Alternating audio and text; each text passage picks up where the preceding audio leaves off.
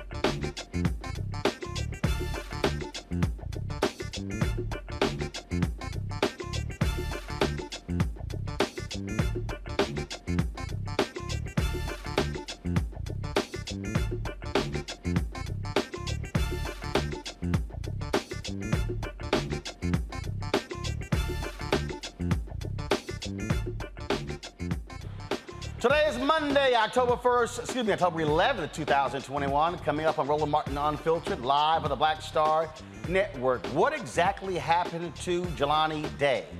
As his family said their final goodbye over the weekend, reports about Jelani's missing body parts have flooded social media. His mother, Cameron, says those reports are false.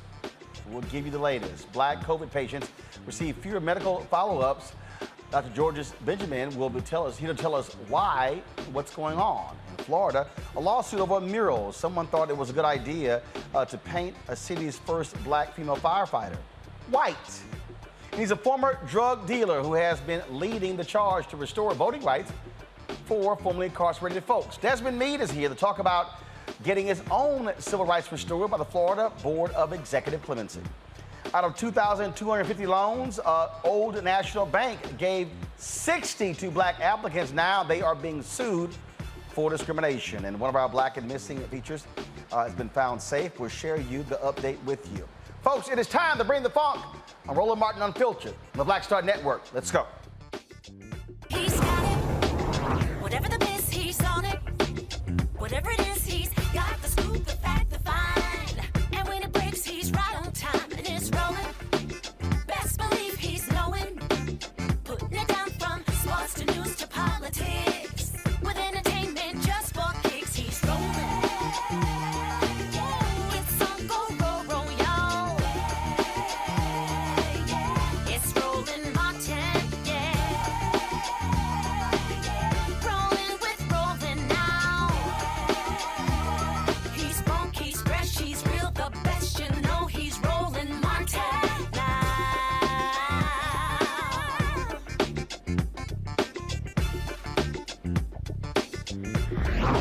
Martin. What exactly happened to Jelani Day? That is the young African-American man, Illinois State University student. Of course, with mystery comes speculation. Now, the Chicago Sun-Times reported a second autopsy conducted by the family's private forensic pathologist found Jelani was missing his brain, liver, or spleen. However, Jelani's mother, Cameron Bolden Day, posted this to her Facebook page. Some things need and have to be clarified. No organs were missing. I do not want to stray off from the facts. There are contradicting facts from the first preliminary autopsy compared to the second independent autopsy.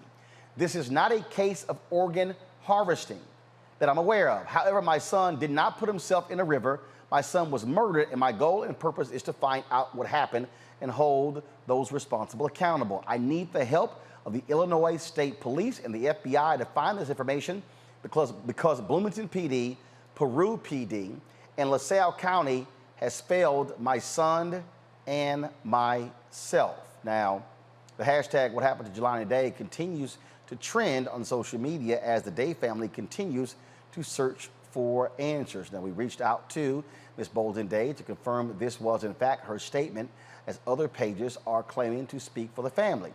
Now, Jelani's funeral was on Saturday, and they are not doing any interviews at this time. So, folks, if you want to know what's going on, tune in to Black-Owned Media, where we will give you the latest. We're going to be following up with Jelani's mom and family just to be able to give you a sense of exactly, again, what is taking place. This is critically important, folks, because you got to have the right information. And speaking of the right information, you might recall last week we spent a lot of time focused on what's actually happening with HBCUs. A lot of people have been responding to the reports that came out from Newsweek, from the Associated Press as well, talking about HBCUs. Now, the Biden White House, they've responded to that because, again, a lot of people were getting this stuff wrong. They put this out on Saturday, late Saturday. Fact sheet, the Biden-Harris administration's historic investments and support for historically black colleges and universities. And then you see it lays out the history and things along those lines, okay? Now, this is what they wrote here. The American, let me just pull it right here. The American Rescue Plan provided over $4 billion in relief funding for HBCUs including approximately $1.6 billion in debt relief to 45 HBCUs, 13 public institutions, and 32 private institutions. Fiscal year 21 grant funding from the Department of Education, $1 billion to build the capacity of institutions that serve large numbers of students of color and low-income students. $500 million of this funding went directly to HBCUs. Fiscal year 22 budget request. A request of a total of $887 million for HBCU specific funding in the Higher Education Act Title III funds, an increase of $247 million over last year's level. That would triple the mandatory Title III funding at the Department of Education to $252 million. Now, again, what it says, the president's right here, it says Title III mandatory funds provide formula grants to all HBCUs to invest in capacity building initiatives and student success programs, okay? Lays out what that is. Teacher quality funding. It says through the fiscal year 22 budget request and the Build Back Better plan, President Biden has proposed $60 million for the Augustus Hawkins Centers of Excellence program to support teacher preparation programs at HBCUs and minority serving institutions. And then it goes on to talk about the executive order and a number of issues that they have done. And also federal agencies must submit plans by February 1st of each year to describe how they are increasing HBCU access to federal programs and improving federal recruitment activities at HBCUs to build pathways to federal employment. And so it lays out all these things right here, okay? And so, so it talks about the Build Back Better plan, includes a $5 billion increase in funding for HEA Title III and Title V, which can be used by HBCUs, tribal colleges and universities, and MSIs, blah, blah, blah, blah, blah. And then it says, recognizing the historic underfunding of HBCUs and other institutions that serve large numbers of students of color, the president's plan also would invest $40 billion in upgrading research infrastructure, half of which would be reserved for HBCUs, TCUs, and MSIs. Now, let's go to my panel to talk about this here again, because of folks, this is all about information that's fact-based, not the crap that you hear all over social media. Dr. Omokongo Dibinga, professorial lecturer, School of International Service, American University. Dr. Julian Malvo, Dean, College of Ethnic Studies, California State University, LA. Kelly Bethea, communication strategist. Glad to have all three of you here. All right, Julian, I want to start with you. You're president emerita of Bennett College. This is the thing that folks are still sending this thing. They're still sending that Newsweek article around. You know, I spent the weekend responding to people saying, y'all might want to pay attention to black-owned media, where you actually have the facts on what's going on. The Associated Press screwed the story up. Newsweek had an intern write their story, and all these folks been sitting here sharing the Newsweek story. And I had, like, even today, some guy, I can't remember his name because somebody sent the story to me, and I saw it, jumped on it, and responded to him saying, dude, this is a lie. Stop spreading lies. Now, this is also not about, ooh, are you trying to protect Biden? No, I'm trying to protect the truth. And the reality is this, Julian, the HBCUs in the last 18 months have received $7.3 billion. I talked to members of Congress. Some HBCUs have gotten more in federal funding in the last 18 months than their own states have given total. That is kind of important if we're going to talk real and talk factual. You know, Roland, the regard that the mainstream press has for HBCUs is reflected in the fact that they would have some intern, let me roll my neck, some intern, you know, write a story that's inaccurate and not rush to correct it. We just not that important to them. But you're absolutely right. With Kamala there, a Howard University grad, with Brother Biden, I only call him brother when I want something, but when Brother Biden, who has said he has HBCUs back and has the head of former president of Delaware State, leading the HBCU initiative from the White House, I don't think that we have much to complain about. There's a lot of work that needs to be done, certainly. Infrastructure is a huge issue. But at the same time, again, the ignorance that the mainstream media has about HBCUs is reflected in the way that they cover us.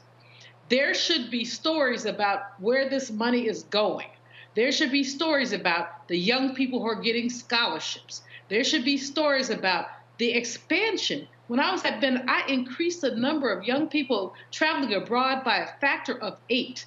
That's a story. Never got covered, wouldn't get covered. This is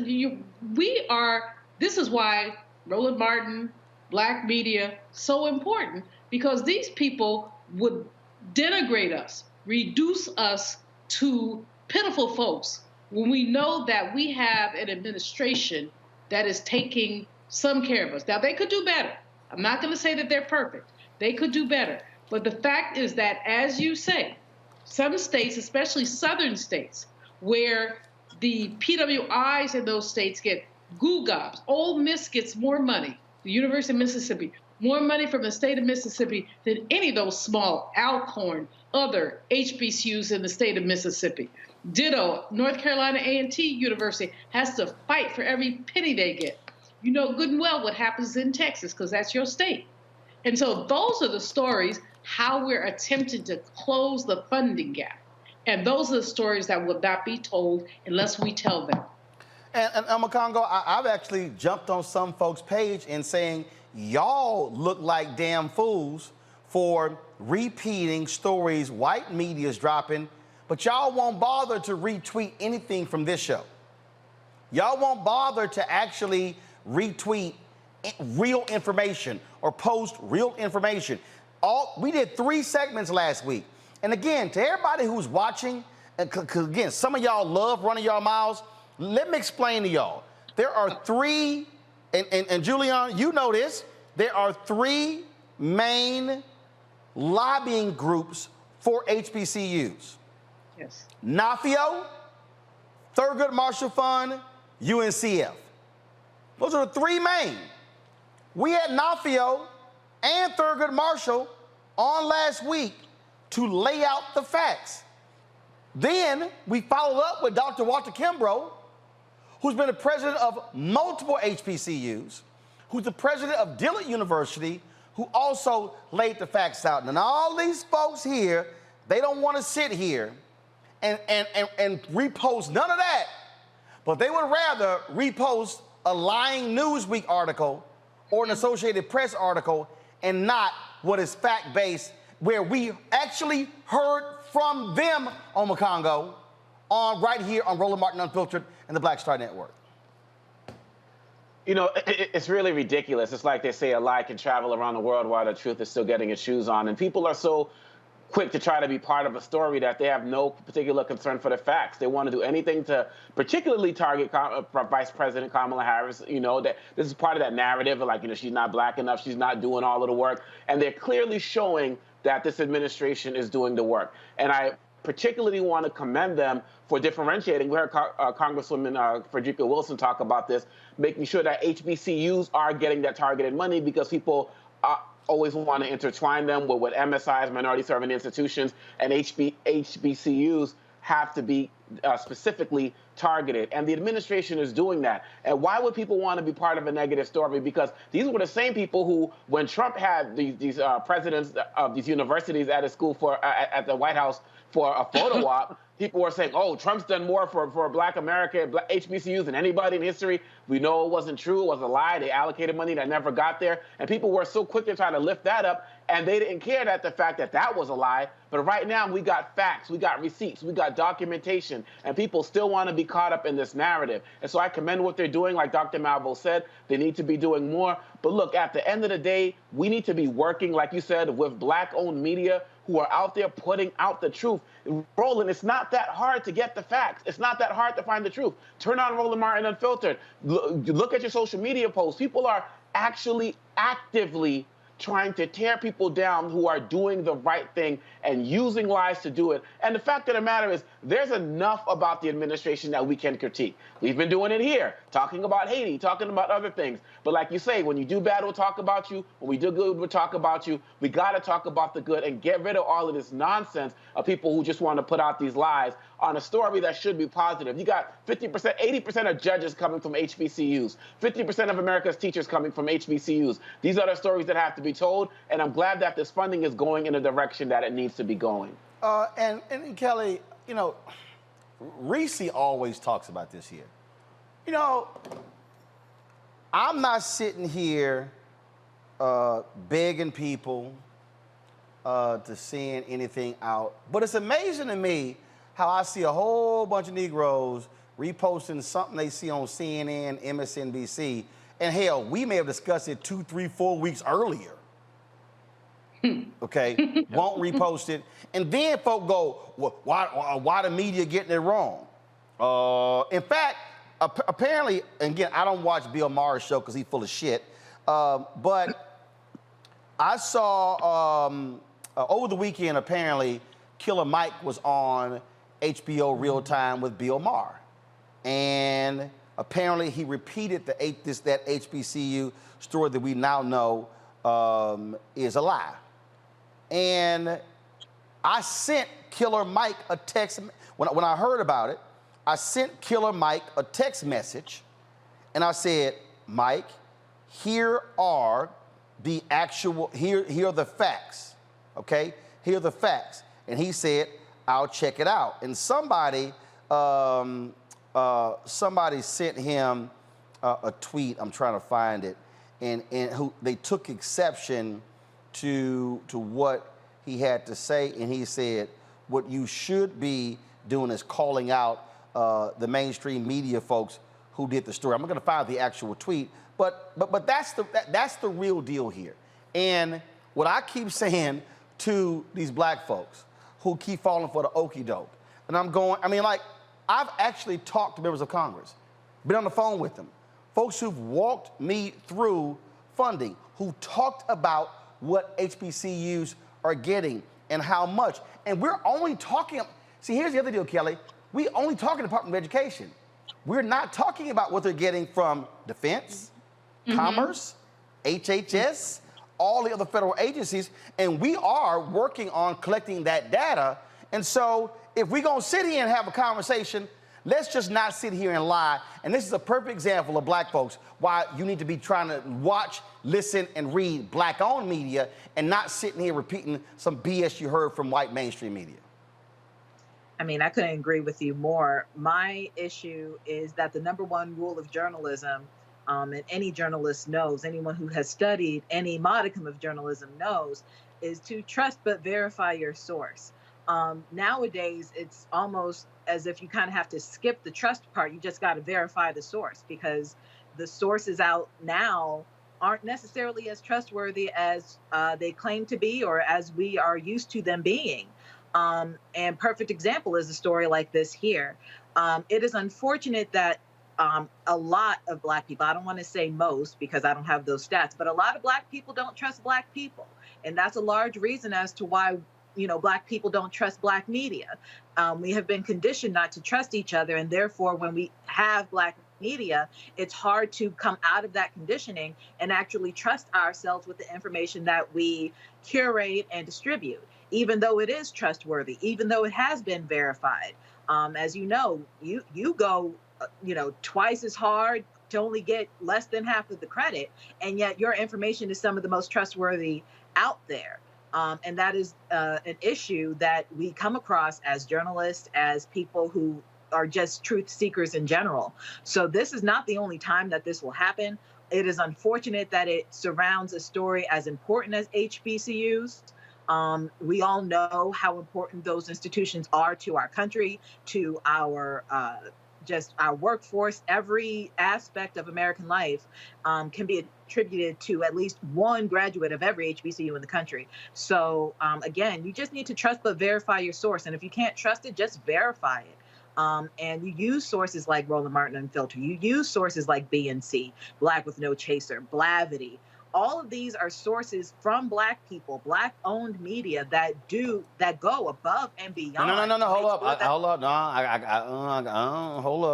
No, hold up. I got put a little pause there, Kelly, because here's why. And I want Black people to be very careful, because a lot of these Black sources, all they're doing is rewriting somebody else's story. Sometimes, yes, No, absolutely. a whole lot. Here's a whole lot. Because trust me, this is what I do.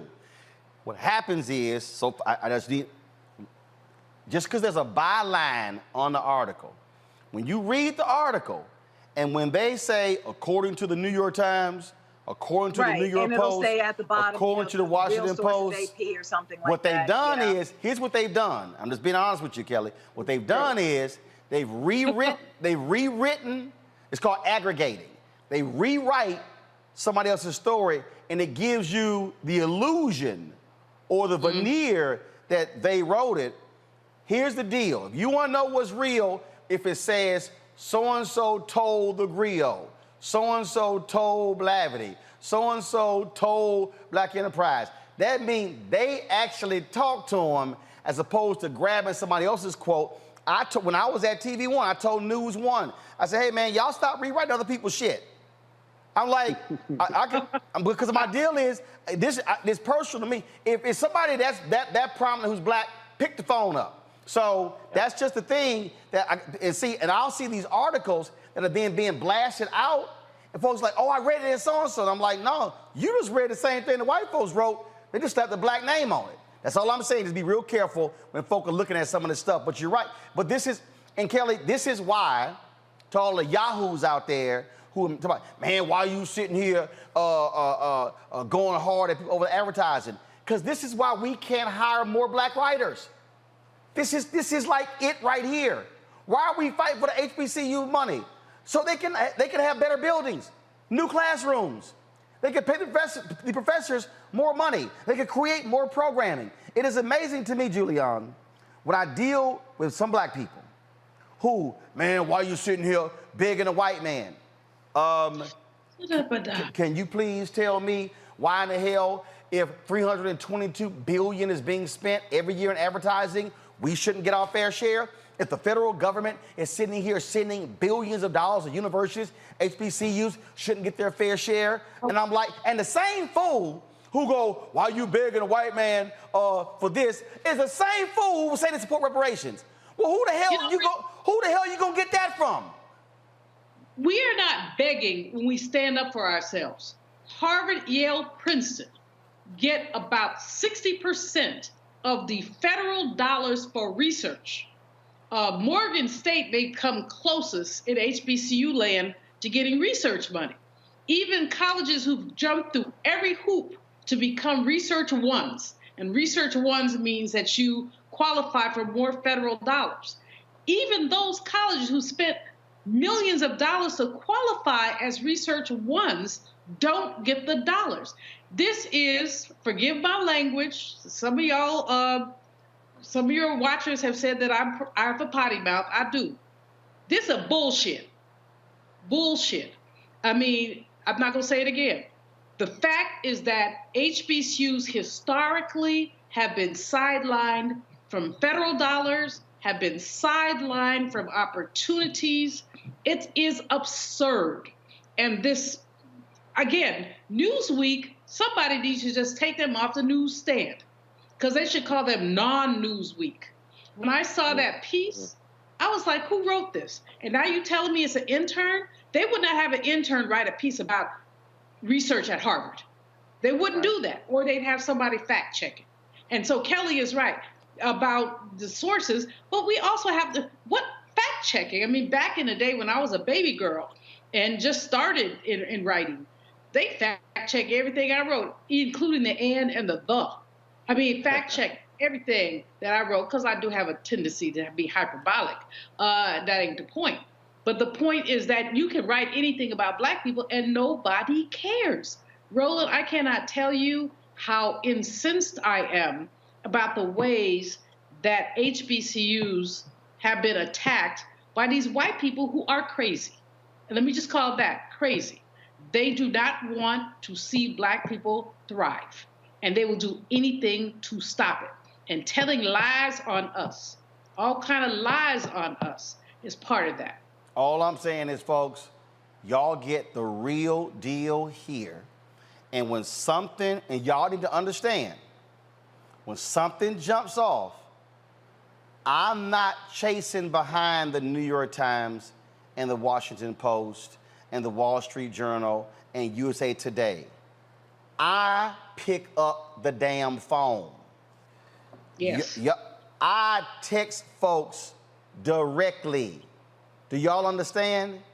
If I see an entertainment story and it's involved somebody who I know, text, say, bruh, is this real? Is it false? That's how I roll. When the UK did a story last week saying the EP for the Tamron Hall show quit, guess what I did? I text the EP. See, y'all need to stop falling for the okie doke and understand when we fight for dollars for Black-owned media, we are fighting to hire more Black journalists, Black reporters, Black producers, Black editors. That's why we're trying to do this, why we're trying to build this, because I'm sick and tired of somebody else controlling our narrative. What did Freedom's Journal, the nation's first Black newspaper, write on March 16th, 1827? We wish to plead our own cause because two others have spoken for us. That's the point, okay? Got to go to a break. When we come back, we're going to talk to Dr. Georges Benjamin about why are Black people not getting the follow-up care after they battle COVID.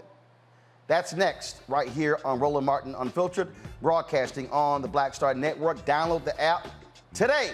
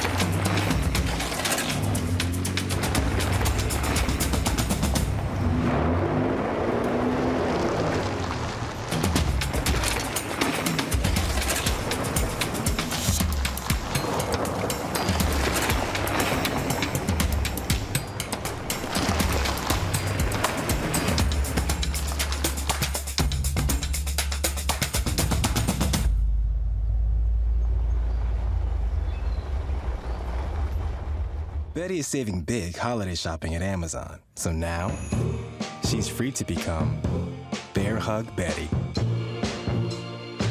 Settle in, kids. You'll be there a while. Ooh, where you going?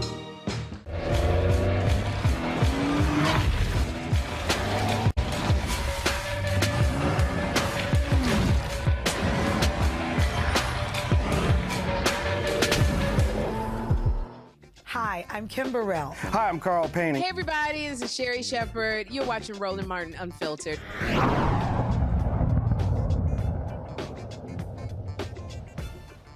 A new study says Black folks get fewer medical follow-ups after contracting coronavirus. The study, conducted by a group researcher at the University of Michigan, surveyed the health outcomes of more than 2,000 COVID patients in Michigan 60 days after hospitalization. Well, the results found more than 50% of patients of color were readmitted to the hospital within 60 days after being released.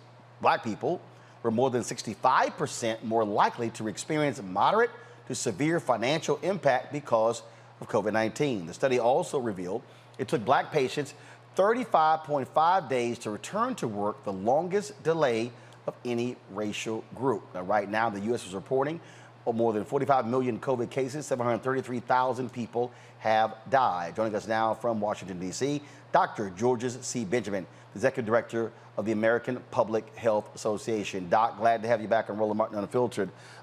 This is an important story because, first of all, if we're returning to work later, that's resources that we're losing. It's folks who also don't have proper health care. And so put this study in perspective. Roland, this tells you that the conditions in which existed, which resulted in people being sicker and dying sooner and getting more exposed to COVID, didn't change. These folks, of course, as you know, didn't have paid sick leave. They were also out in the workplace, and that's why they got exposed to the disease. And that's why we had disproportionately impacted in communities of color. And then when you take that person, you put them in the hospital, their underlying medical diseases don't go away. The disproportionate number of high blood pressure or diabetes or kidney disease. So when they go home, they're going back into the same dysfunction without adequate health insurance, without adequate social supports that they had when they went into the hospital. And so it is not a surprise that they then went back into the hospital in a disproportionate number. And that just tells you how challenging our health system is for people of color. And if we're going to fix this, we have to fix the fundamental systems that people live in and the support systems that they have if we're going to make sure that people don't die sooner and don't get sick more often. And the thing that also, again, that COVID exposed, and we always knew it, you knew it, the reality of these two Americas, one black and one non-black. And so this to me is the outgrowth of that. So the question is, what is being done to fix it, to repair it, to end it? Well, we know the things that cause disparities in healthcare. Number one, access to healthcare. So I got to tell you, right now, the Congress is debating making sure that they expand health insurance coverage, particularly in those states that didn't expand the Medicaid program. And by the way, those were disproportionately states with communities of color. So that means that we need to make sure that in this new infrastructure bill, they fix expansion of healthcare and don't put it by the wayside, which is one of the debates that they're having right now. The second thing is the differences in the quality of care received within the healthcare system. And that means we have to demand equitable, quality of care in these systems. And quite frankly, that means making sure that we have physicians that are culturally competent, more physicians that look like me, and that were trained in places like historical black universities, and getting those folks that are in the community more access to their patients so that, we can make sure they get the same quality of care throughout the system. And that also means the systems have to provide better oversight to make sure that these patients are getting that care. And then, a lot of those patients in that study were in the long-term care system. And we really need to have much better long-term care reform. Because at the end of the day, it makes no sense for someone to leave the hospital supposedly much better and then return within 30 days. That means that fundamentally probably should not have left the hospital in the first place. Right, and it is just it's one of those stories that we have seen that again we should be constantly pushing folks for answers because of the impact of COVID. Let's go to Omakongo. Your question for Dr. Benjamin. You got one? Oh, most definitely. First of all, thank you so much for your efforts and the work that you're doing here. I wanted to know, do you feel like, because I'm thinking about a story of a black professor who went to the hospital and died. I can't remember her name, but she said, her son was saying they didn't listen to her. They didn't pay attention to her. So what can be done as it relates to making sure, and you kind of hinted at it just now, but making sure that in real time, these doctors now, these medical staff now are paying attention to what we're saying, because I'm wondering if that's part of the reason that we're not going back is the treatment that we're getting when we go in the first time. Well, we absolutely know that when African-American physicians, Latinx physicians go into the hospital, they're not heard in the same way as white patients. We know that already occurs.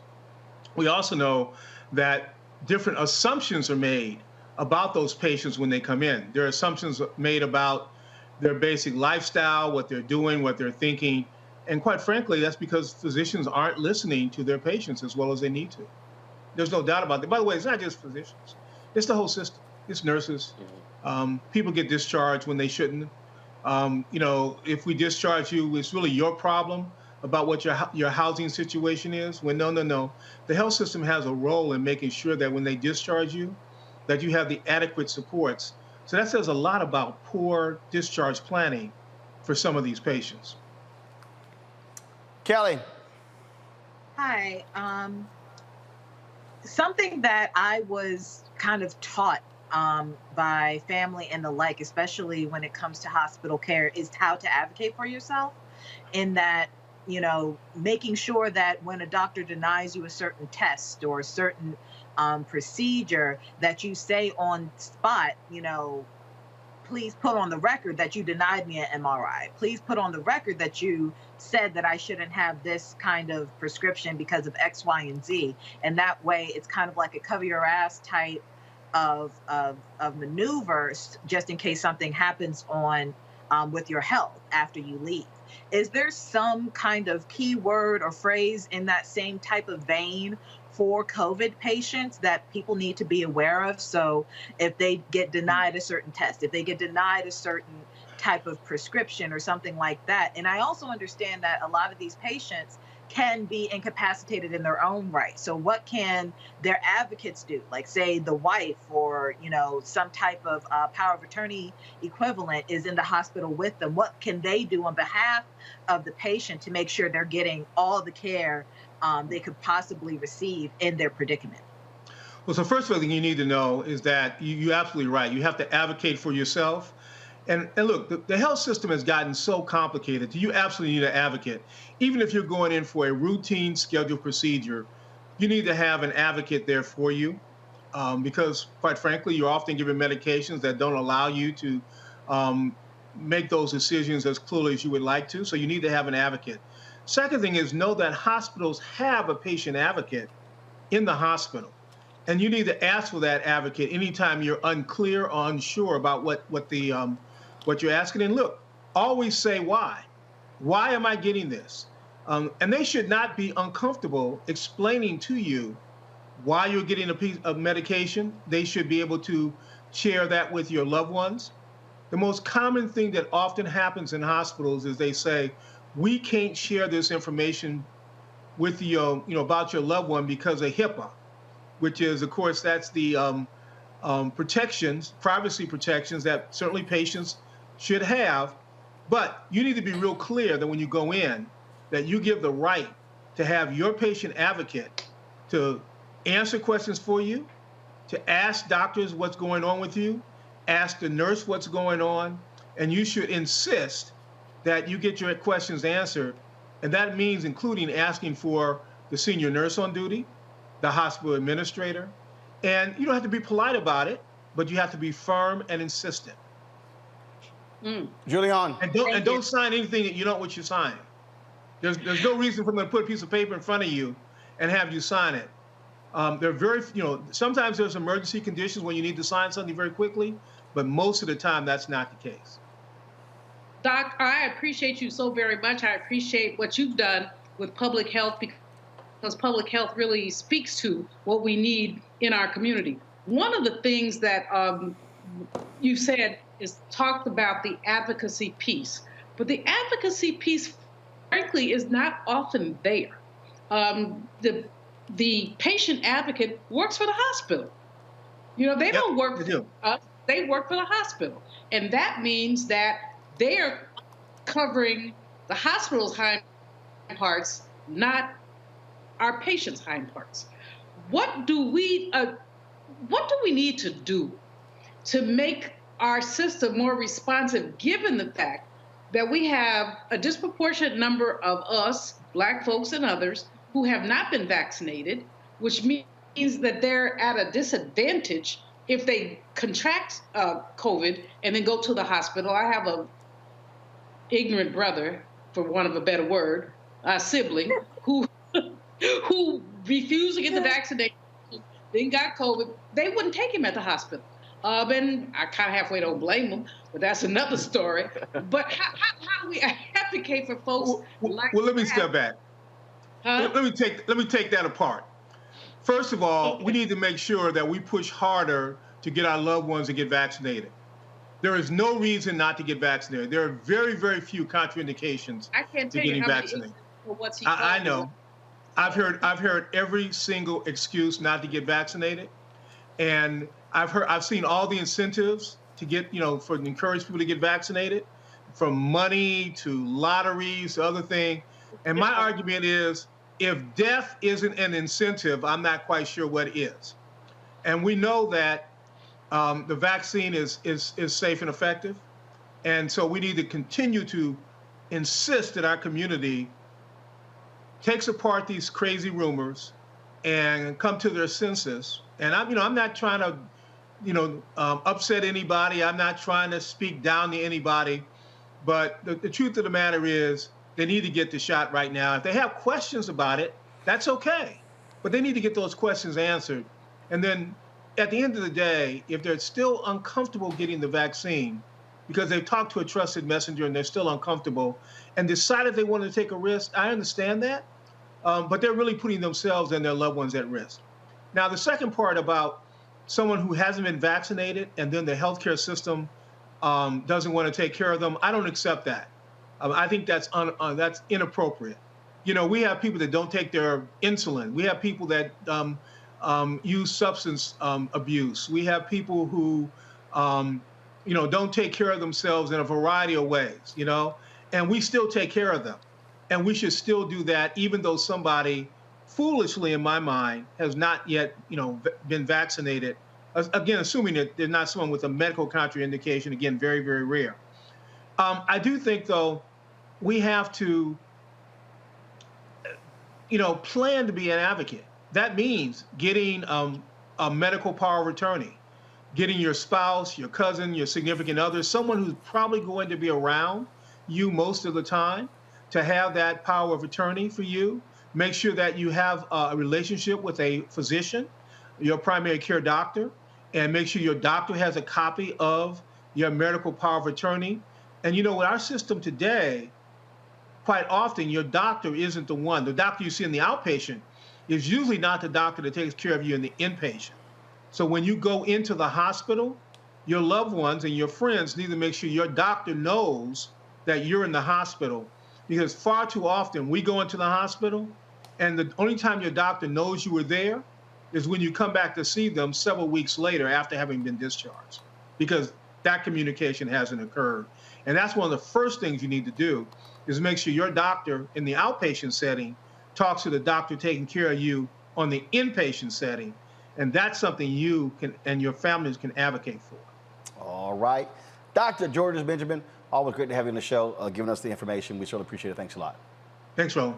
All right, folks, got to go to a break. When we come back, more on Roland Martin Unfiltered right here on the Black Star Network. Don't forget to support the show by downloading the app. It's on all available platforms, of course, Apple phone, Android TV, Apple TV, Samsung, Roku, Amazon Fire TV, as well as Xbox, and as I said, Samsung Smart TVs. You can also support us by joining our Bring the Funk fan club. Our goal is to get 20,000 of our fans annually to contribute a minimum of $50 each.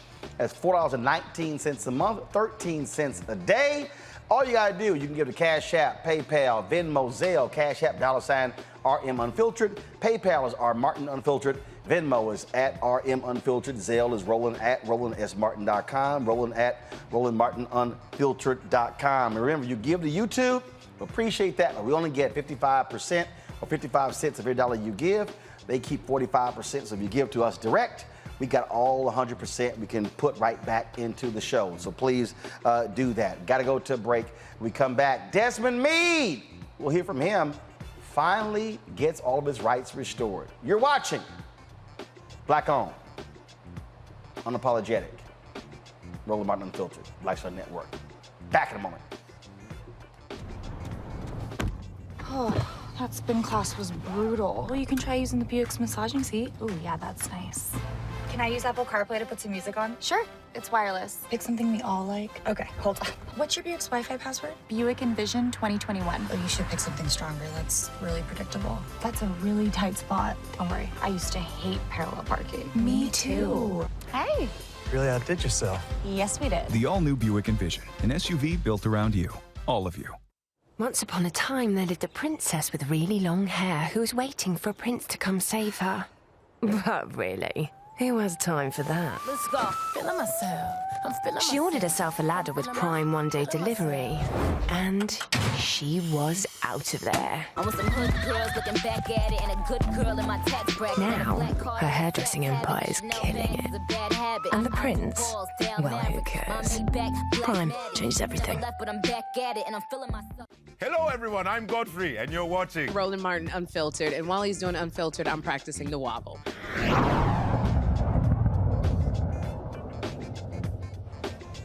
All right, folks. Desmond Mead, remember earlier this year, he got a MacArthur Foundation Genius Grant. He also led the effort for Amendment 4 there in Florida, restoring the rights of the formerly incarcerated. Upwards of 1.4 million people impacted by that. Well, he's been fighting also to get his civil rights restored. And so, over the weekend, his wife, Sheena, put this little surprise for him. He had no idea this was happening.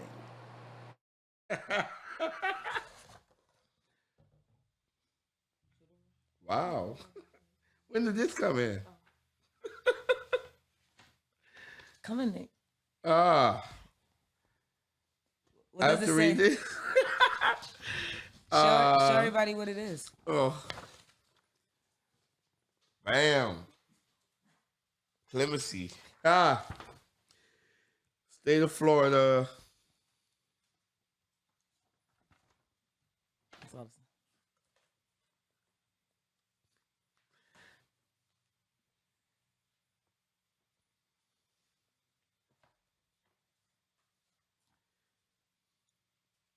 What it say, man? It says State of Florida Office of Executive Clemency Certificate. Whereas the governor, with the approval of the requisite members of the Florida Cabinet, filed an executive order on 6/23/2021 with the Secretary of State in compliance with Article 4, Section 8A of the Florida Constitution, which grants to Desmond Mead, known as Desmond B.B., the restoration of civil rights, except the specific authority to own, possess, or use firearms for any and all felony convictions in the state of Florida, and or restoration of civil rights in the state of Florida for any and all felony convictions in any state other than Florida, or in any United States courts or military for which this person has not heretofore been granted clemency. Now, therefore, I, Michelle Whitworth, as coordinator of the Office of Executive Clemency, pursuant to said executive order and by virtue of the authority vested in me by the governor, with the approval of the requisite members of the Florida Cabinet, do hereby issue this certificate to Desmond Mead, and the same shall be evidence to all persons that this person is restored to all civil rights in this state, except the specific authority to own, possess, or use firearms. Lost by reason of any and all felonies this person may have been convicted of in the state of Florida, and or any felony conviction in any other state, federal, or military court. Wow.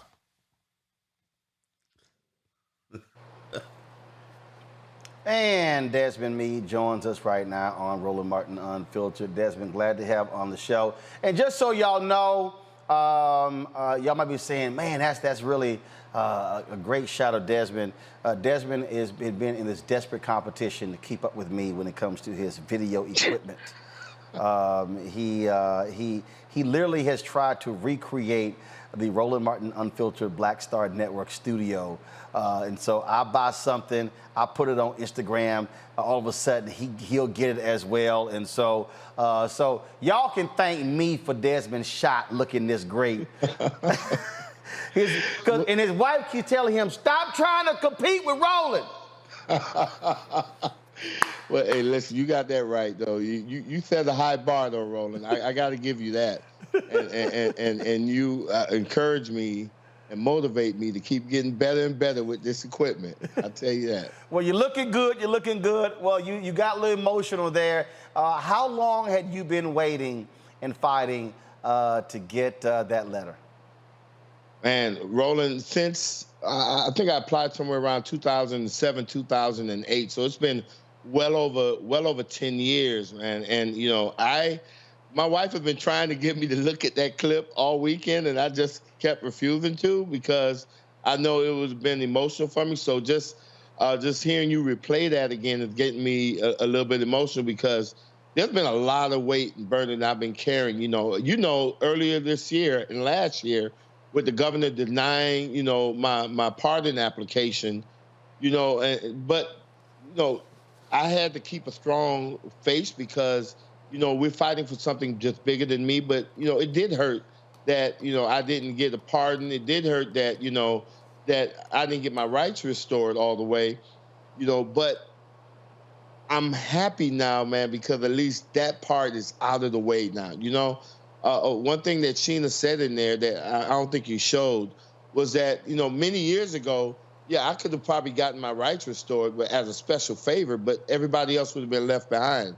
And I purposely did not want to just leave everybody behind. And so, listen, I got my voting rights back through Amendment 4. 1.4 million people came along with me.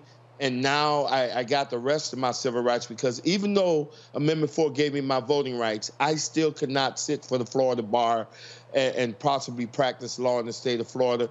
And then, of course, I couldn't even buy or even rent homes in a lot of subdivisions because their homeowners association have bylaws that would prevent me from doing that until my civil rights have been officially restored. And so I may have got my voting rights back, but there were other collateral consequences that me and so many other returning citizens faced. And so this moment of me actually getting my civil rights restored not only speaks to the perseverance that I had to exhibit to get to this point, but also that I got my rights restored through this process because we were able to convince the Clemency Board to revise the policies to restore civil rights to anybody who qualified for Amendment 4. Explain, you walk through that, and that's the thing that a lot of people don't understand. Just the enormous hurdles people have to go through to get voting rights as well as to get their civil rights. And so explain the two and the different processes there that are involved, because you were denied. So you go through this board that the governor sits on, where they're asking you all these questions. Some people will ask, "Were you a Christian? Do you go to church?" All kind of crazy stuff. But the civil rights piece is a different piece. Yeah. So prior to Amendment 4, Roland, the civil rights restoration, you had the right to vote, the right to run for office, the right to sit on the jury. Those are all intertwined into the civil rights restoration process. And prior to Amendment 4, man, we're looking at people that was waiting over 10, 15, sometimes as long as 17 years before even having a hearing in front of the governor and his cabinet. And then when they get there, they have to go through those dehumanizing questions and get persecuted all over again when that was not the intent of the clemency process. And so what Amendment 4 did was extrapolate voting rights out of the civil rights bundle and say, okay, well, you know what, once a person finishes their sentence, they might not be able to do the other things, but they're going to darn sure be able to vote. And that was what we felt was the most important thing of those civil rights, was being able to vote, and that's what we targeted with our Amendment 4 campaign. And so once we passed that, folks got their voting rights back, but then there's these other collateral consequences that's attached to the remaining civil rights that folks still needed to get in order to move on with their lives, get employment, housing, and education. All of these are important things that returning citizens need to not only successfully reintegrate back into their community, right, but to really truly realize the American dream.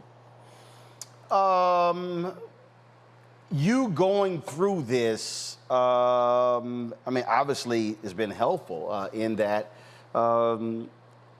it puts the campaign, the Florida Rights Restoration Coalition, your campaign, where you're able to explain that, hey, you're just not an advocate. You literally were fighting for yourself. And so, what has been the reaction from other individuals who now understand that it wasn't just them, it also was you? Has that been important in conveying and talking to funders and talking to other elected officials about this issue? Because you're not just an advocate, you literally were one of the very people who you're fighting Roland, for. there's a lot of different conversations to be had here. You know, when I think about the returning citizens, and we've had many of them reach out to me, I mean, it's been overwhelming. And it really moves me, man, because folks are being energized and they're given hope. You know, like my book, Let My People Vote, that I put out there last year. You know, it all serves as a point of motivation and inspiration to returning citizens, knowing that there are other people that's walking in their shoes. But then on the flip side, though, when I'm talking to even donors or if I'm talking to elected officials, right, from the governor on down or whatever, I'm telling them, wait a minute. If Desmond Mead, who is Time 100, who is a MacArthur genius, who led a successful effort and has just totally turned his life around and graduated law school and have a law degree. If I have to go through all of this, right, then what does that say for the other person? And I don't think any person should have to go through as much as I've gone through or have to accomplish as much as I've accomplished to be able to vote in this country, to be able to find a good career, jobs, to be able to live where they want to live and find their family safe, affordable housing. They should not have to do the things that I've done in order to achieve that. And so the fight is still there and it's still real. And while I appreciate the fact that I now have my civil rights restored to go along with the other things that I've gotten, you know, I still cannot forget about everybody else, right, because of a felony conviction, who is fighting day to day, day in and day out, right, to just be like every other normal American citizen. What is the, first of all, we know Republicans came after y'all with Amendment 4, tried to change the rules after the fact. Oh, that's not really what people voted for. What is the status of Amendment 4? Do you have a handle on how many people are still out trying to pay those fines back to get their voting rights? And even with that, it was all kind of stuff we heard. People talking about, oh, the millions that were owed. But when you and I talked, we were like, no, about 95% of the people were not owing major amounts. So how is that going to restore their voting rights and help them pay those fines off? Listen, Roland, I think that's going well. You know, last year we raised over $27 million. We had over 90,000 people from across the country that actually donated, and we were able to pay off fines and fees of over 44,000 people. But the court case, the lawsuit that was filed, was finally, I would say, settled in the 11th Circuit Court of Appeals, and no one took it up, decided to take it up to the U.S. Supreme Court. So it's basically done now, and that has been helpful because now it allows the courts in the state of Florida, because written within, there's a provision written within the statute 7066. Senate Bill 7066 that actually allows the courts to actually waive fines and fees of individuals to allow them to vote. And so now that the lawsuit is over, the courts, local courts, are able now to settle in on what they believe the law is and what they believe is the right procedures to waive it. And we've been seeing courts now starting to process these cases. And so in some cases, we're going to be able to waive those fines and fees and have people be able to register to vote. And then, of course, in other cases, we may have to continue to pay some minor cost or fee that's associated with their conviction. But we're still raising money to do so. And we're going to, wherever we have to pay, we're going to pay. Wherever we can get into the courts, we're going to get that person into the courts. We have about over 100 lawyers that have volunteered their time pro bono to help us out. All folks need to do is just get a hold of FRC if they're living in Florida, and we're going to, one way or another, we're going to work it out. Questions from our panelists here. Jelani, you're first. Desmond, first of all, congratulations. And thank you for the work that you've done to make sure that people do have their voting rights restored. You made this, people should have to go through, you've had to go through to get civil rights restored. What should happen to make it possible for people not to have to jump through all these hoops? What kind of laws need to be passed to make that happen? Well, first of all, thank you so much for that answer. First of all, I believe that no one should ever lose their right to vote, right? You know, voting is like the most telling symbol of citizenship that we have, I believe. And when you strip the right to vote from someone, it's like you're relegating them to second-class citizenship status. Now, let me tell you, I have 4 boys. And Roland, you met a few of them. And you know, when you have boys, sometimes they can do some boneheaded things. But one thing I realize is that no matter what my sons do, they never stop being me. They never stop being my sons. And I don't think that an American citizen should ever stop being an American citizen. We see it in a couple of states, in Maine and Vermont, where a person never loses the right to vote. And so that's the first thing. Let's get to that point. But if the country is not ready to get there yet, then at the very bare minimum, once a person is through with their confinement, right, if they're released back into their community, let them vote, right? Because if they're paying taxes, right, then they should be able to have their voices heard, right? If they're a part of the community, they should be able to have a say in what type of education their kids are getting. They should be having a say in how we're addressing public safety, right? They should be having a say in how their communities are governed, period, because guess what? They are American citizens, and that's a right that they should always have. Makongo? First of all, Mr. Mead, you're a hero for so many out there, and I really want to commend the work that you've done. It's just really phenomenal. And I mean, there's so much I want to say and ask, but the one question I will ask tonight is, what do you say to the people who have not gone through anything that you've gone through? They're just walking around, have never had any issues, and have no desire to vote or get engaged in the political system.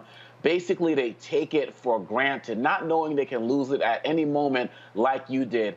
All of the stuff you had to do, what would you say to people who just still don't want to engage in the voting process?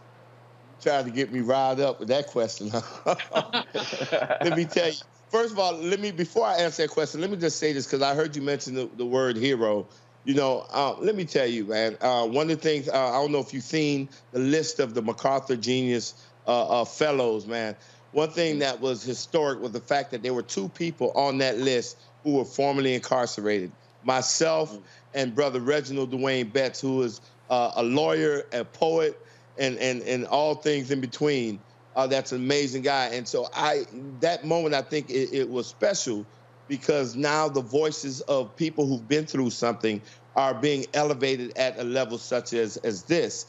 And it's helpful because the folks that don't vote, right, the folks that walk around and take their vote for granted, you know, I say to them, number one, because some of these folks think that there's no value in their vote, and I tell them that if there's no value in their vote, then why are folks trying so hard to stop them from voting?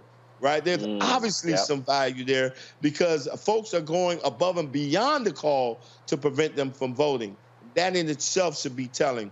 But the other thing is that, listen, I'm going to tell you straight up, you know, when I voted in my very first presidential election last November, and that feeling that I had when I was in that voting booth, I could tell you it brought me to tears, because I realized, man, that me voting was not about whether I was a Democrat or a Republican, right? Me voting was a testament to my humanity, but it's also a testament to my place in society and how my voice does matter, that what my opinion counts. And the only way it counts, it don't count on Facebook, it don't count on Twitter, it don't count on Instagram. That don't do too much.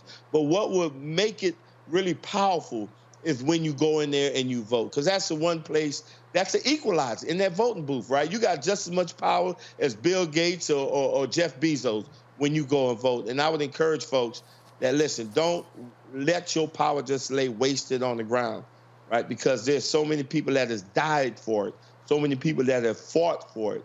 and you need to be a part of this process. We need you to be a part of this process, because when we all get engaged, especially in voting, that will create a vibrancy in our democracy like we've never seen before, and it will hold a lot more of these elected officials accountable. Kelly? Thank you.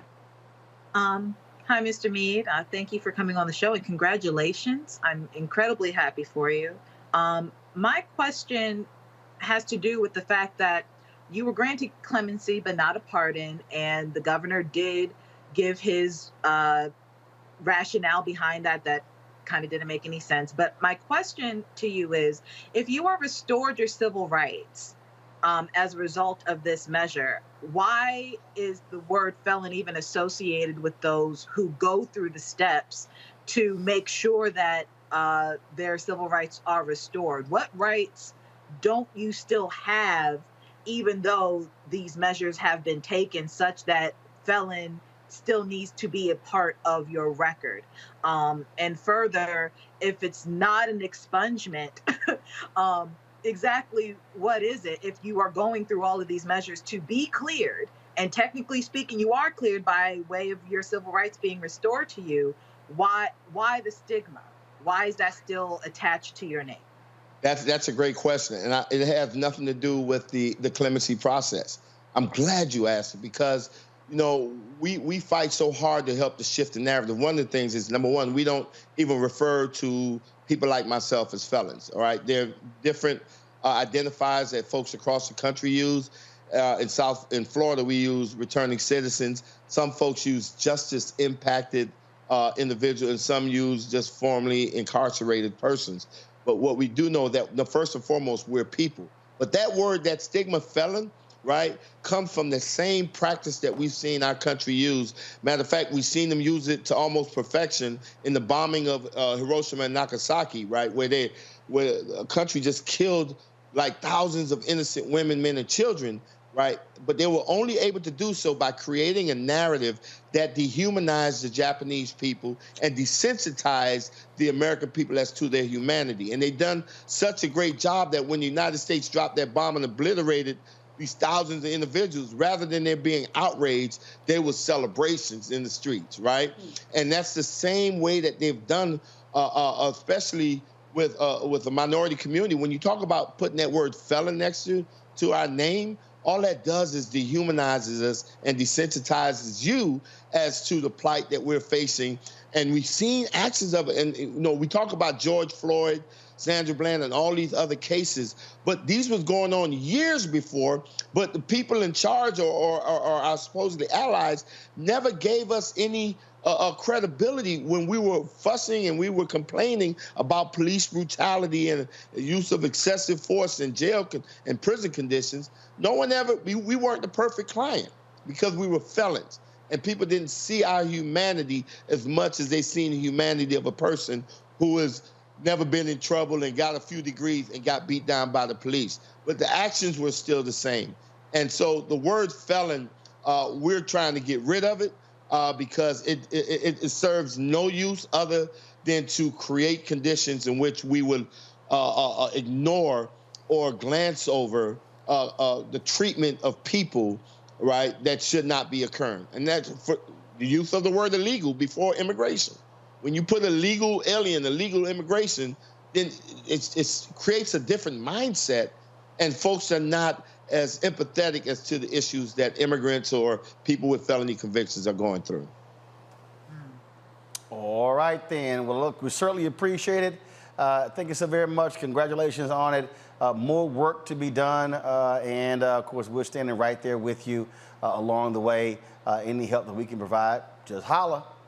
Hey, thank you so much, Roland. Just I'm upgrading my mic system, so you better watch out. Desmond, I keep telling you, you can't keep up with me. Just stop. Hey, listen, I got it now, and I have it all on the remote control. Really? You really? What you got on remote control? That's right. Lights and everything, my brother. You got remote control You got remote control teleprompter? You got remote control teleprompter? Yep, it's getting there. Oh, yeah. Listen, I have to sneak these things past my wife because you've already turned it against me, Roland. No, I didn't. And you use her to block me. I understand that, but I'm going to find ways around that. Look, she tired of you spending money on gadgets. She said you can't compete with the ultimate tech geek, the coolest tech geek out here. That's yours truly. It's all good. All right, brother. All right, Desmond, be well. Take care. Tell Sheena what's up. Have a good one. All right, y'all. I got to go to a break. More on Roland Martin Unfiltered, the Black Star Network, when we come back.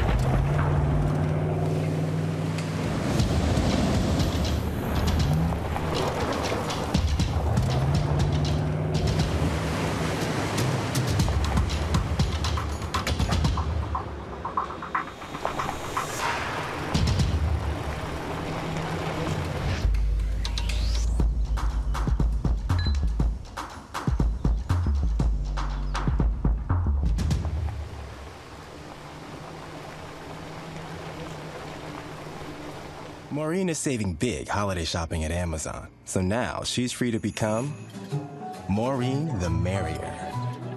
Food is her love language, and she really loves her grandson. Like, really loves. Hi, everybody. This is Jonathan Nelson. Hi, this is Cheryl Lee Ralph, and you are watching Roland Martin, Unfiltered.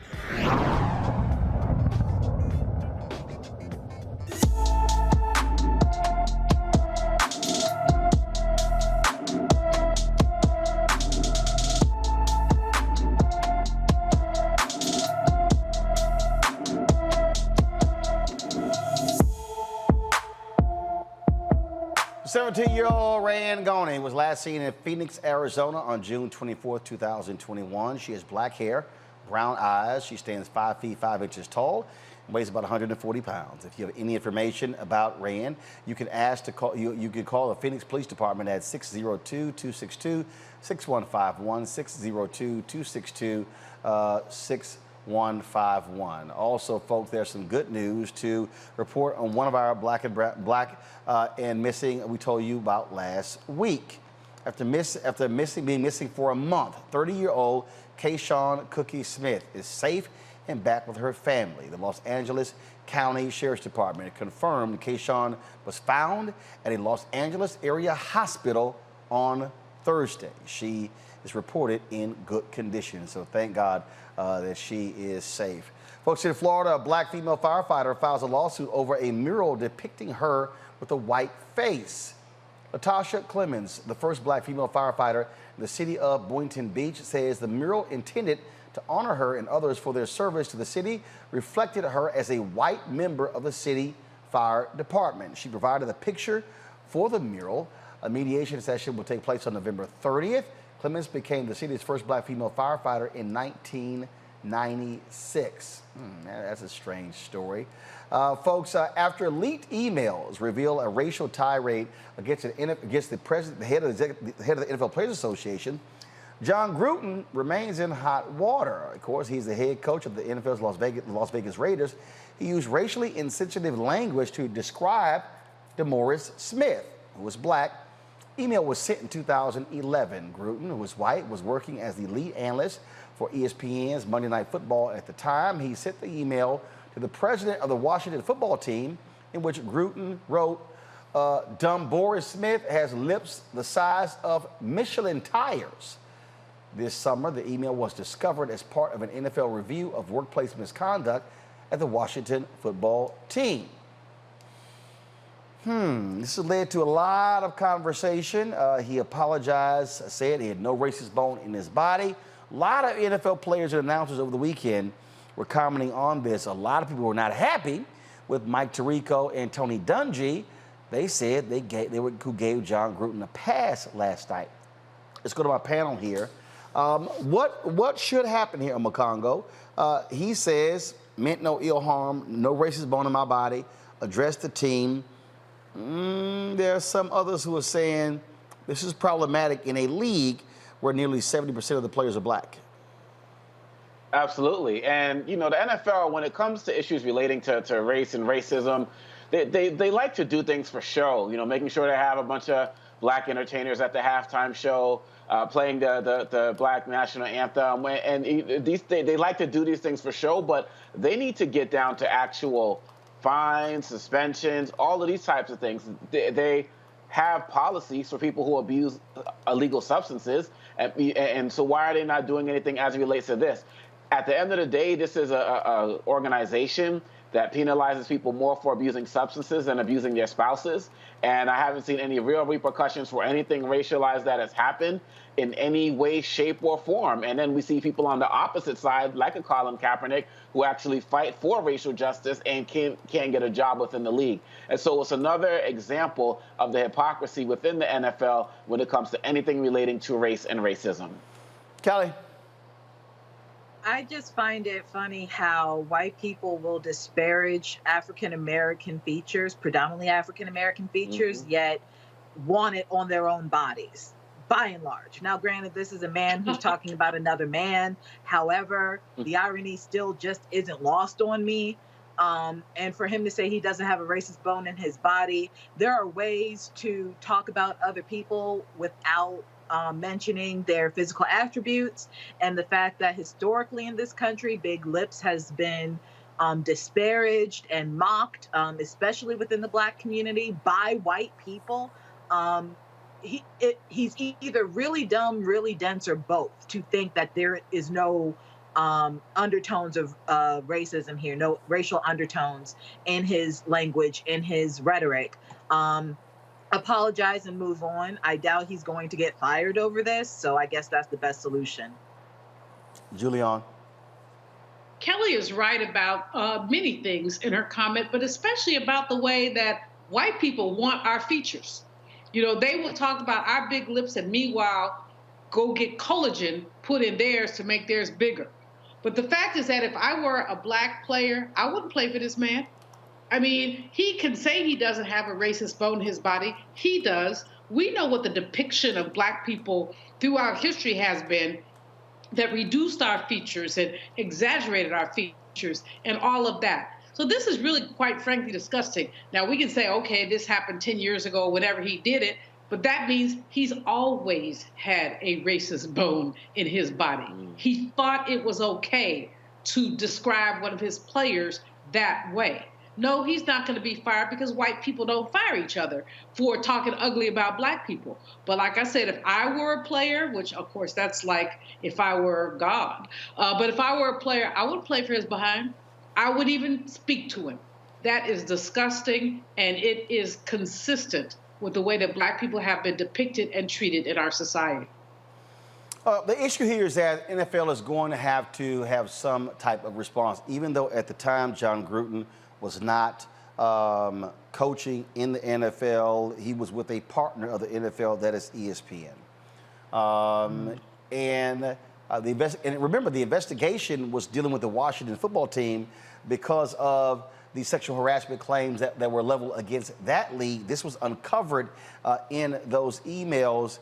You have those, though, Omakongo, as I said, Mike Tirico, Tony Dungy. There are others who have said certain things and who said, you know, they pretty much are defending, him over this. Yeah, it's really sad. And one of the things we also have to be mindful of, this came out, 10 years ago. We have to understand that there are probably a lot more emails by these guys that are going to surface. And so Dungy and Tirico, I wish they would say the NFL needs to do more to combat racism as opposed to giving people a pass. And I didn't hear their comments, and maybe they said it was older and so on and so forth. But if these guys who make these comments 10 years ago or whatever don't check themselves when it first happens, don't find the people to apologize to when it first happens, they're not serious about these apologies. They're just getting caught up in the moment.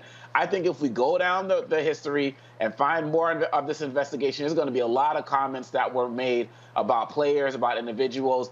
And so I think some of these other guys who are saying, oh, you know, it was a while ago, they're probably concerned that some things that they may have said that might have been sexist or homophobic or Islamophobic or whatever are also going to come to light. And maybe they're trying to give a little bit of cover for themselves later. Who knows? Should it matter, Kelly, that it happened 10 years ago? No.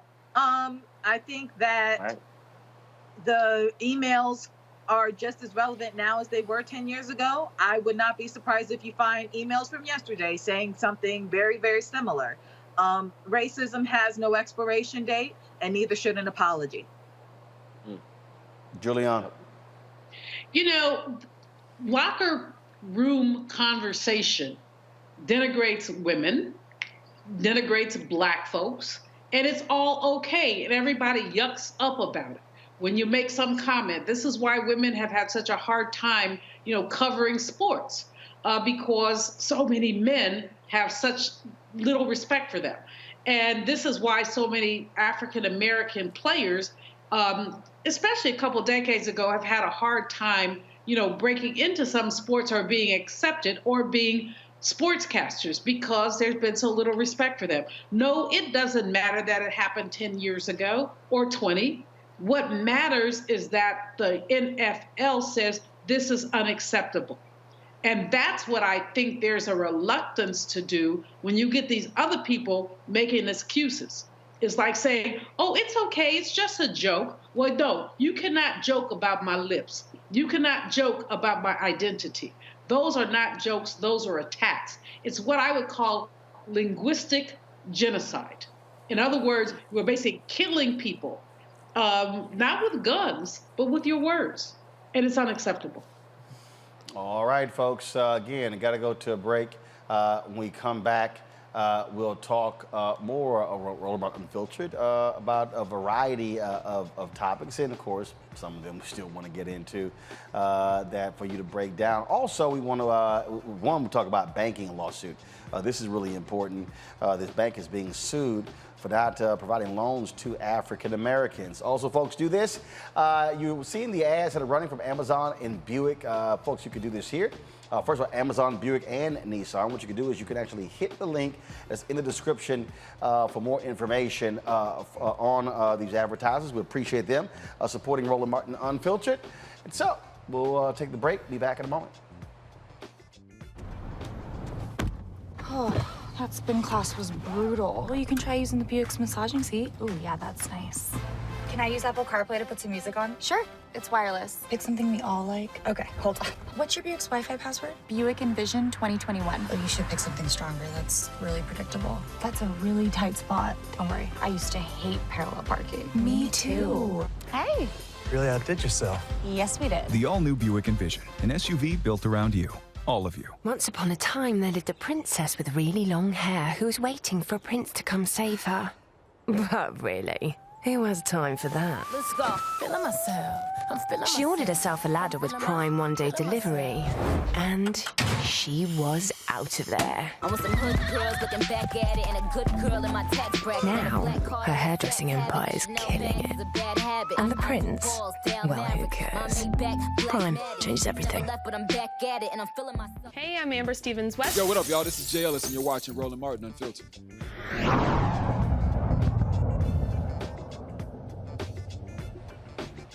The Fair Housing Center of Central Indiana, they are suing Old National Bank for race-based discrimination in their mortgage lending practices. The suit claims Old National Bank discriminated against black applicants and removed branches from black neighborhoods. For 2019 to 2020, the bank only issued 60 loans to black residents in the area. There were more than 2,050 loans during that same time. Other banks in the area loan at 3 times the rate to blacks than Old National. Old National says the discrimination claims simply are false. The thing here, Julian, that we have seen numerous times, if we want to talk about systemic racism, this is it right here. Forcing African Americans to go elsewhere for loans, This has been an issue. This is why the Fair Housing Act was put in place in 1968. And the fact that we're still seeing this in 2021, it shows you what happens, the power of white supremacy and the freezing out of economic prosperity for African Americans.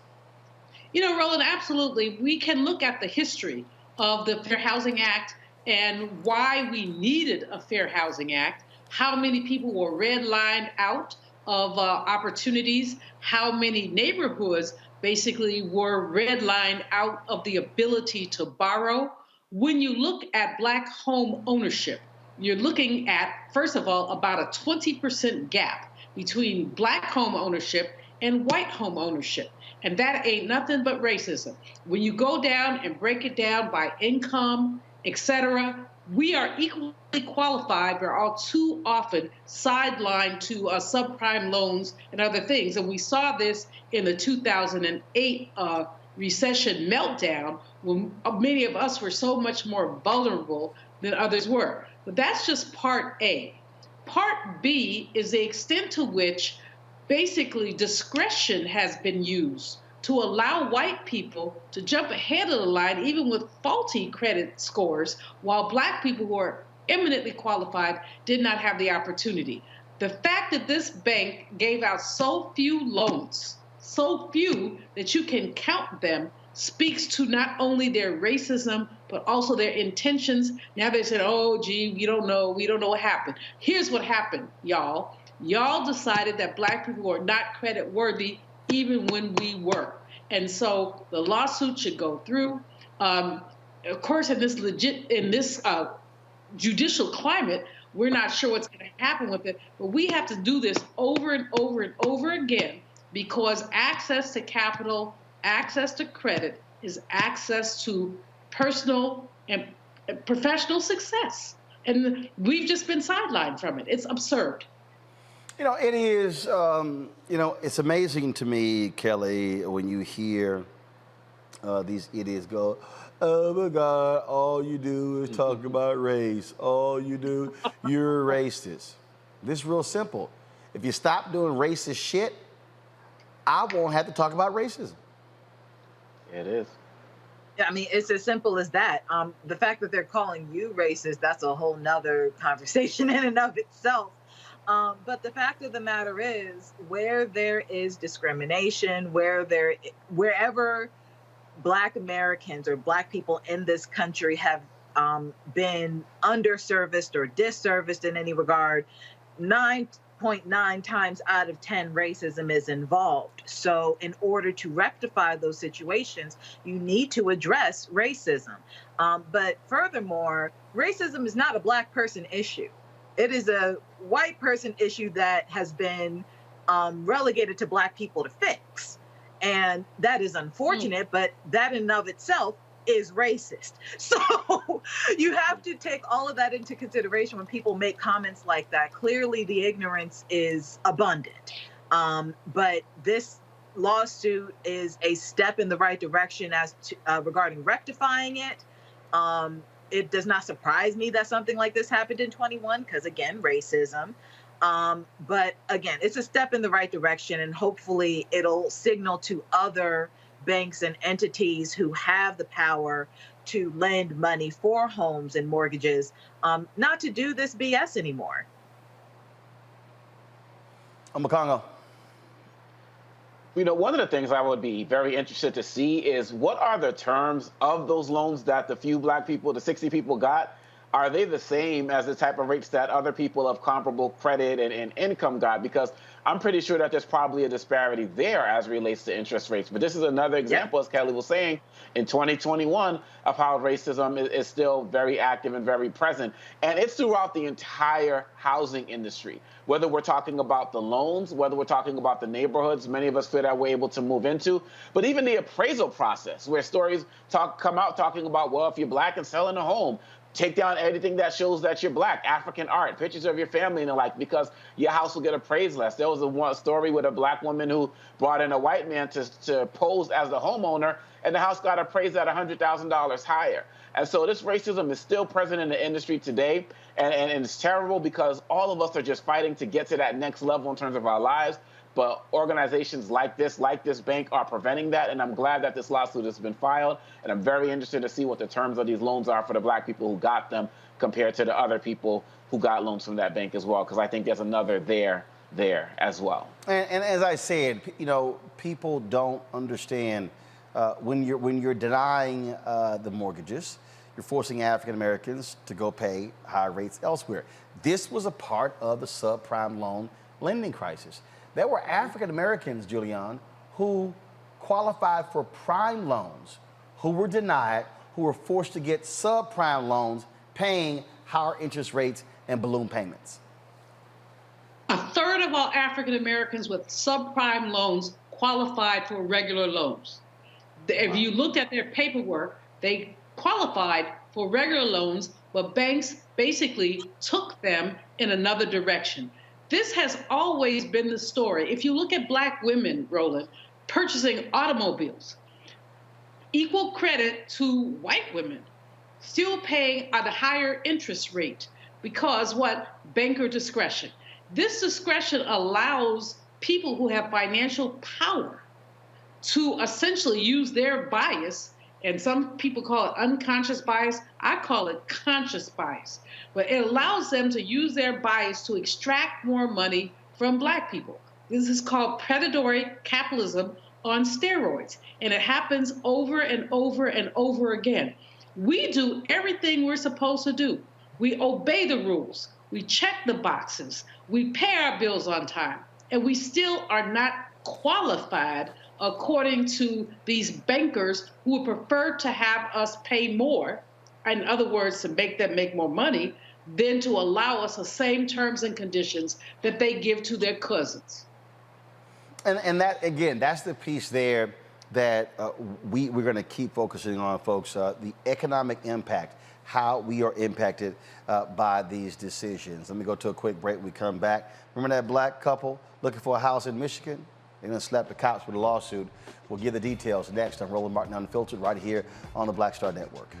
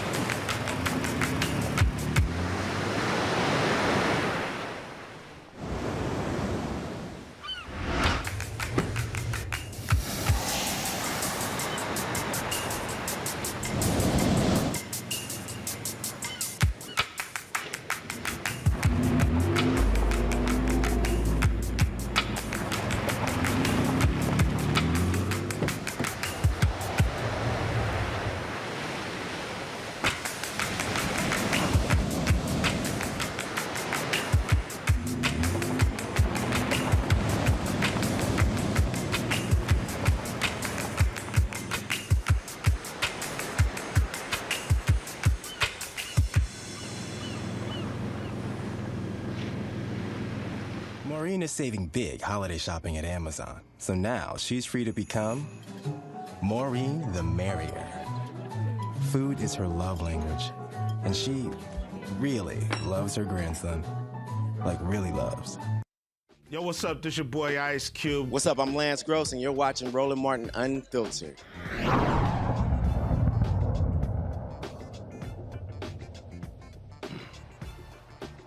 After being handcuffed during a home viewing in Michigan, a black father, his son, and their black realtor have filed a federal lawsuit. Realtor Eric Brown was showing the home to Rod and Samuel Thorpe. Well, Wyoming police responded to a 911 call from a neighbor saying a former squatter returned to the home. Police officers surrounded the house with their guns drawn, ordering the men out of the home.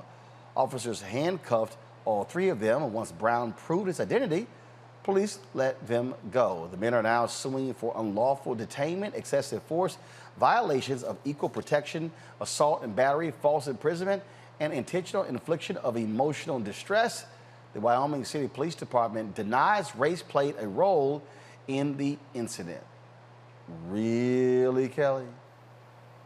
I mean, again, if something like this happens in America, 9.9 times out of 10, racism is involved. I mean, I just have no further comment other than these people just need to get their act together. They need to understand that Black people exist. Black people are going to be buying homes. Black people are going to be living in this country pretty much in perpetuity, and they need to get over it and stop acting like something that they do or say is going to hinder that or erase that reality. All of them need to be fired. That in and of itself is a fact. But yeah, this is ridiculous. You know, this is the thing that we hear a lot about Congo that happens. Black folks just trying to go out looking for a crib, you know, and all of a sudden cops get caught on you. I remember when I was in Austin, Texas. I remember I was helping a woman move into an apartment. We were moving into the apartment. And it was nighttime. She worked in the daytime, so did I. And a cop car pulls up. Then another car, then a third car pulls up, and she was like, "Oh hell no!" She was hot, and they're like, "Well, we got a call," and she said, "I'm sorry, we were moving shit into the apartment, into." Right. She's like, "Wow, we weren't taking stuff out. We were literally walking into the apartment with stuff, walking out of the apartment empty-handed." And 3 cops showed up. It reminds me of that Chris Rock joke when he's talking about the cops making him think he stole his own car. And, you know, the way they questioned him, he's like, wow, maybe I did steal my own car. And, you know, what's so sad about this is we see all these different hashtags that get created. And one of the saddest ones for me was the whole wild black thing, which just speaks about what you're talking about. Every single aspect of normal American life, we have had the cops called on us. Moving in, moving out, Airbnb, sleeping in a lounge in a college room, trying to get a house. And when these situations happen, these officers who are not well trained, they insist on doing the most. And some people are going to say, well, hey, at least they weren't shot. But seriously, that's going to be our bar? When people are trying to do their job and they have to, these guys, the man and his son and the realtor have to walk out, turn themselves around, walk backwards at gunpoint? This is ridiculous, and there's a certain level of low expectations that people have when they think that, oh, as long as they survive, that's okay. I'm glad that they're getting sued. What else is this police department going to say other than they weren't racist? But hey, as Johnny Cochran said, you know, hit them in their pocketbooks, and the hearts will follow.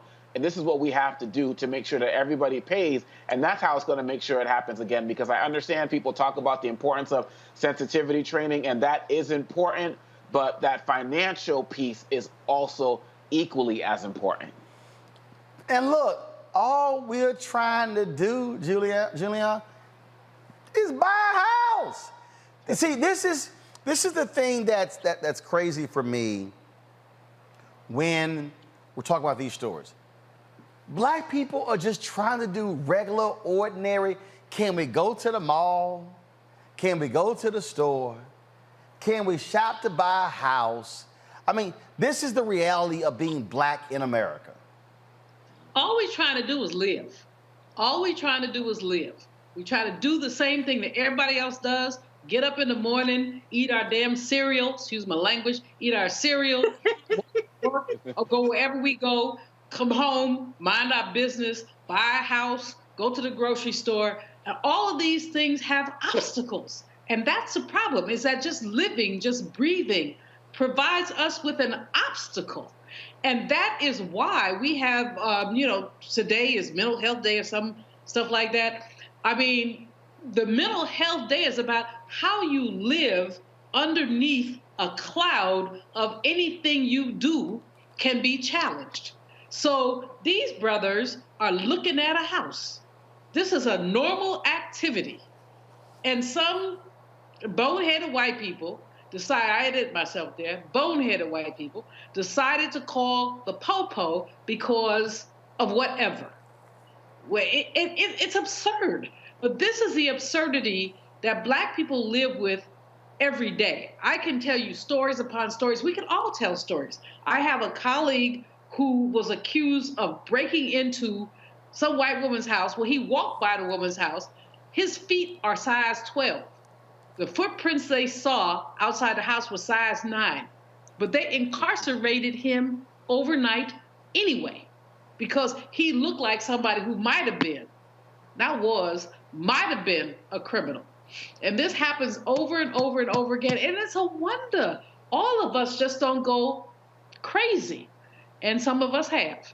But it's a wonder that it is an untenable situation to live this way.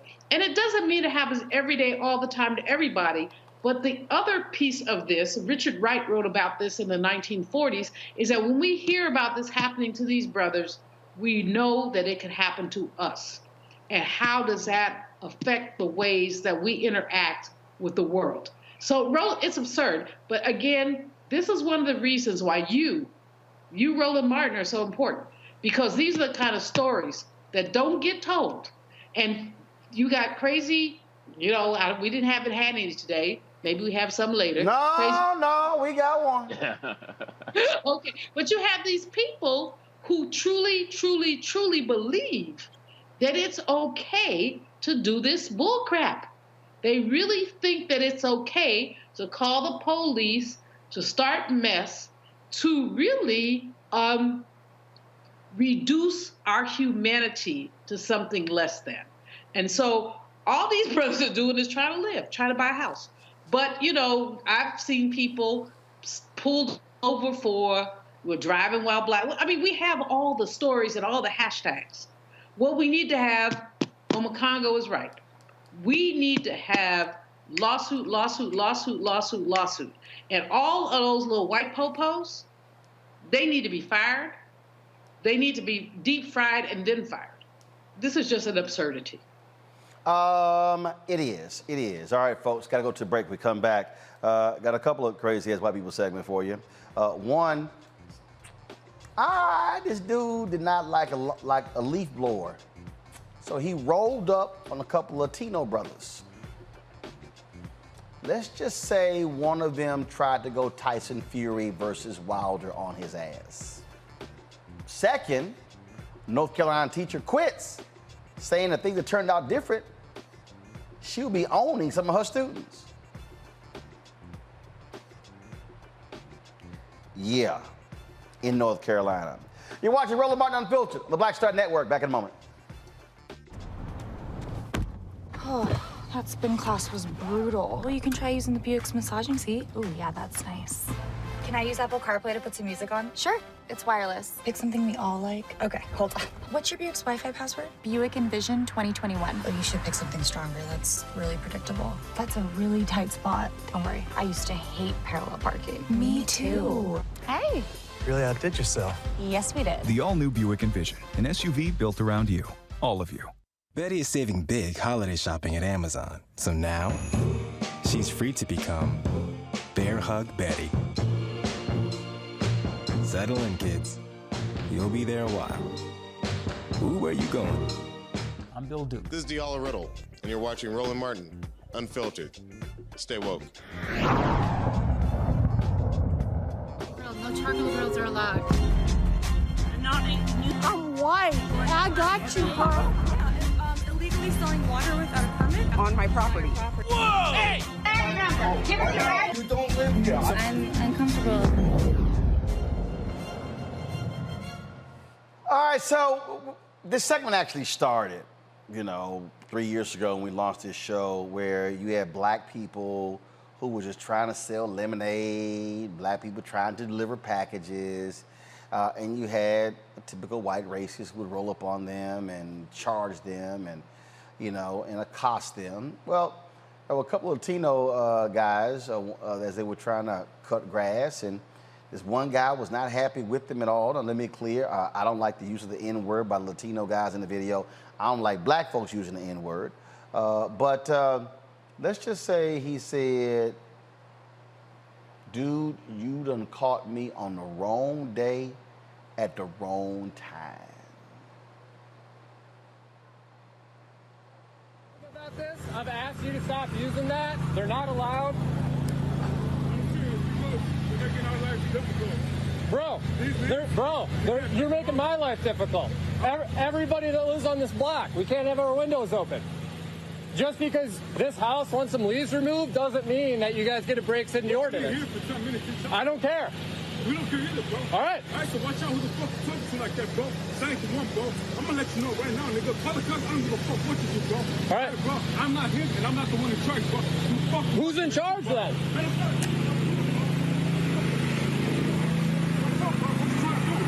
Dude, are you gonna get in my face? All right, I'll leave. I'll leave. I'll leave.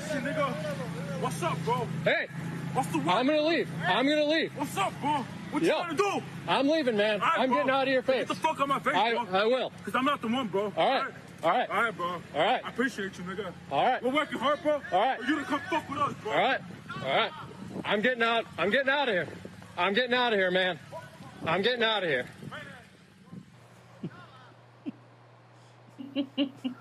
Wow. What's wrong, Kelly? I'm sorry, Roland. That shit's too funny for me. Kelly, what's wrong? Why you think so? We all cracking up because this shit is funny. Wow. What was it? But my man got butt naked with his stuff. Now the one that got me was, did you not see his homeboy clearly throwing up? They set. Watch this. See, y'all missed that. See, his homeboy. Y'all didn't see that, huh? See, his homeboy knew this gonna go viral. So let me go ahead.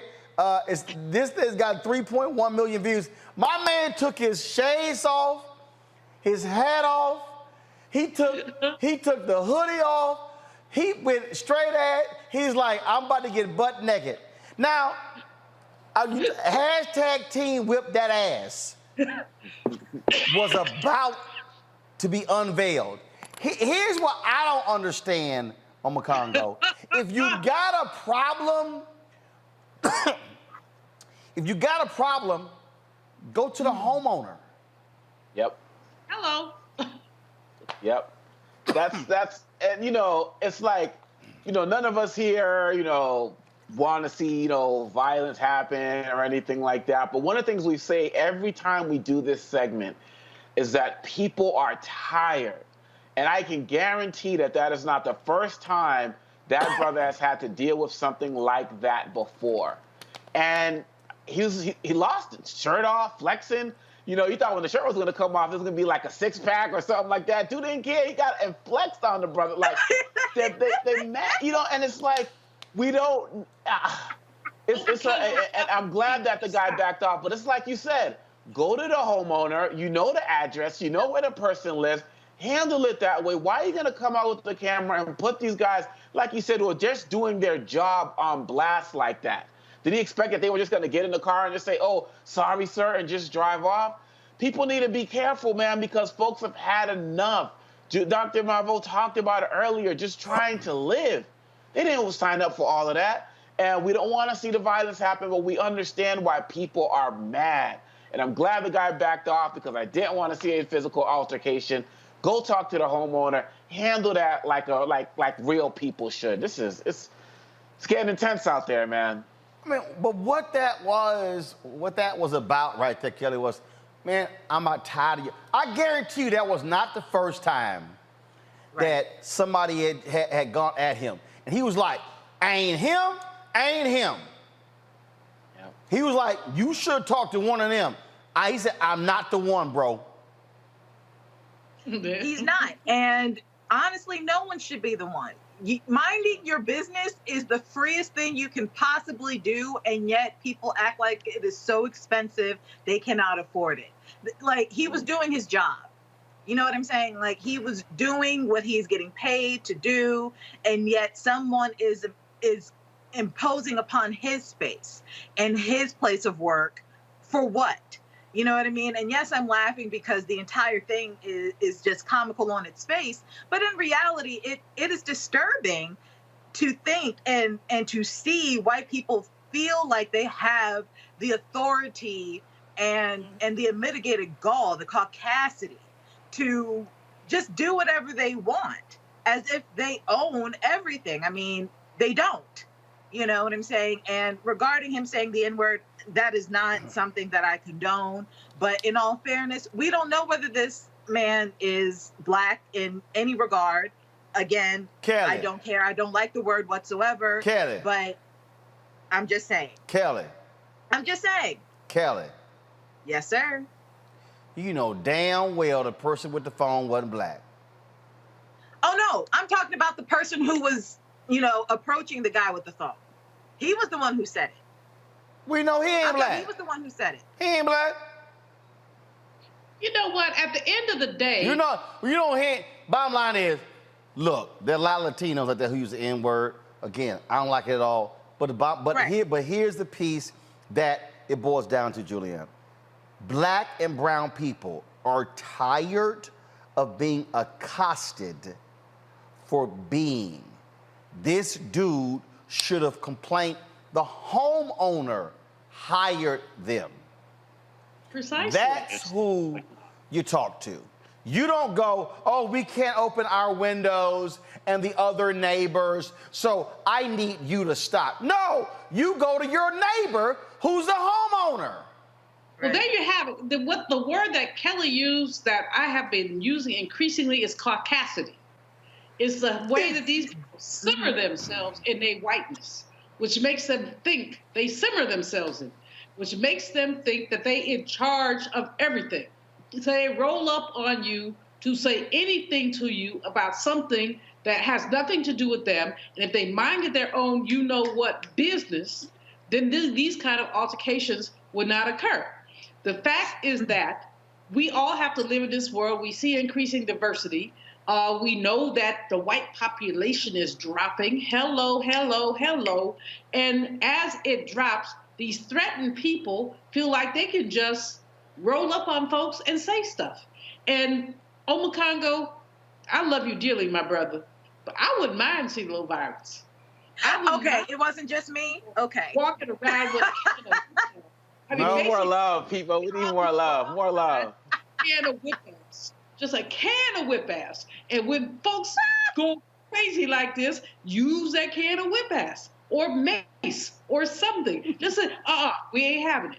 And okay, now I'm supposed to be, erudite and all that, and I'm a college dean and all that. So I guess I didn't say all that on air.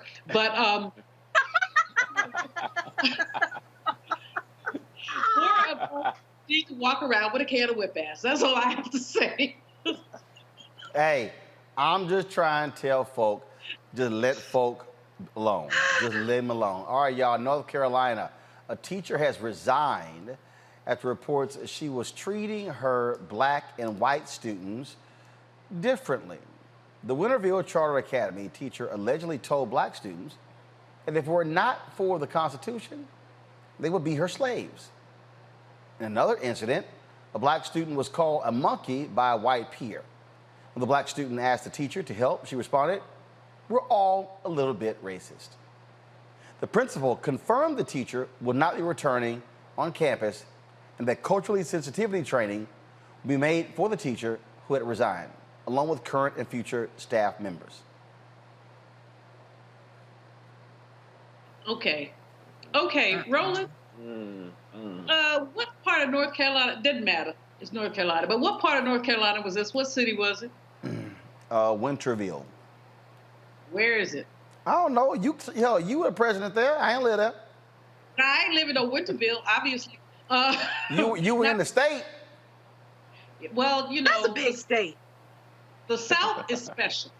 The South is very special, and these white people in the South feel like they still think the Civil War is being fought. They call it the conflict or some stuff like that. But that's some stupid spit, and the woman should never have been on anybody's campus in any capacity, especially with young people. Especially, if this was a K through 12, no, she should not have been dismissed. Again, okay, I'm going back to my violence era. Mama and Daddy should have came and got her. The city apparently is south of Greenville. Okay. Mm-hmm. Mm-hmm. You asked. I know. Okay, it's all rural, You know, you get in rural and they still think that the Civil War was like still being fought. I mean, they still act like they can do whatever. And North Carolina has what I call have a nice day racism. It's not like regular, just N-word racism. It's like, hi, how are you? N-word, have a nice day. And North Carolina not the only one. I'm not picking on North Carolina. You can get in Mississippi, Alabama, Louisiana. But in any case, if I was that child's mama, you wouldn't be having a segment on crazy ass white people. You'd be having a segment on crazy ass black people. It is again. I just sit here and I'm like, really, Kelly? If it wasn't for the Constitution, you'd be my slaves. I mean, not only is that factually inaccurate, but I mean, if there was ever a time to backhand someone in an authoritative position, this would be the time. I would eat that suspension and just put my hands on her real quick.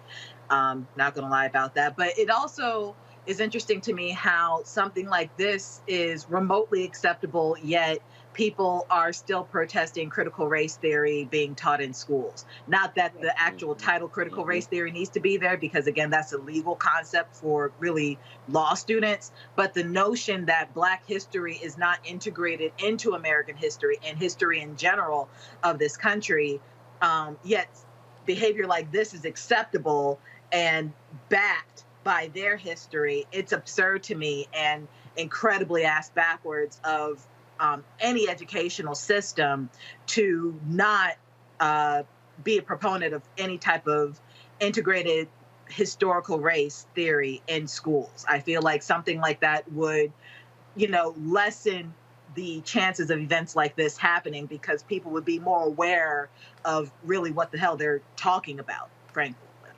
I don't think so, Makongo. I mean, you got, and here's the deal. She was a teacher. Mm-hmm. She was in, and this is why you got Black folks who we go hard at folks saying, no, I don't want them in the classroom teaching my child. Yeah.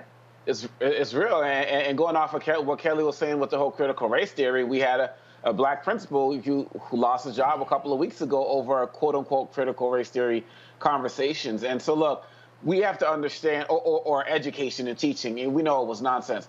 We have to understand, however, that first of all, that teacher should have been fired, not just allowed to resign. He should have been fired. That's number one.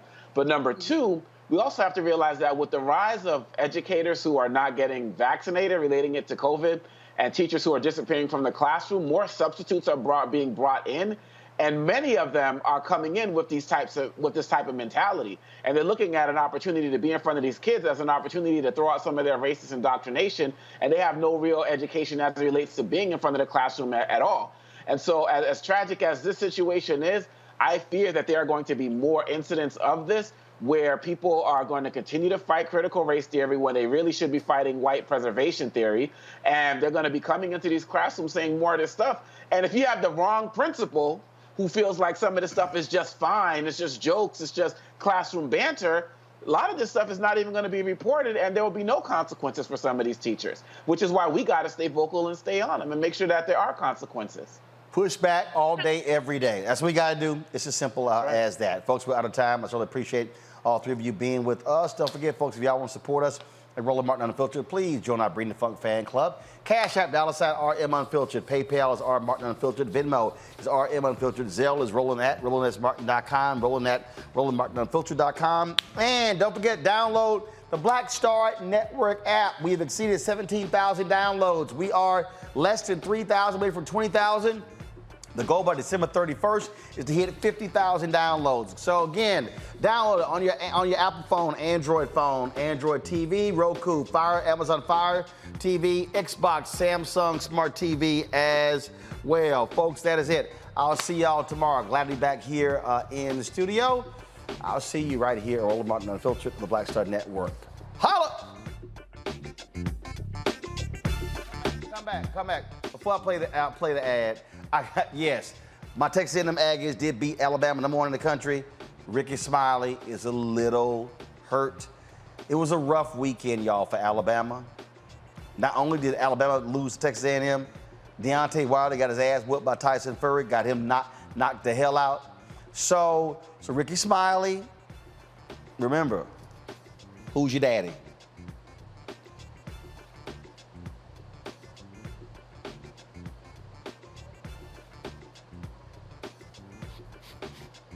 See you tomorrow.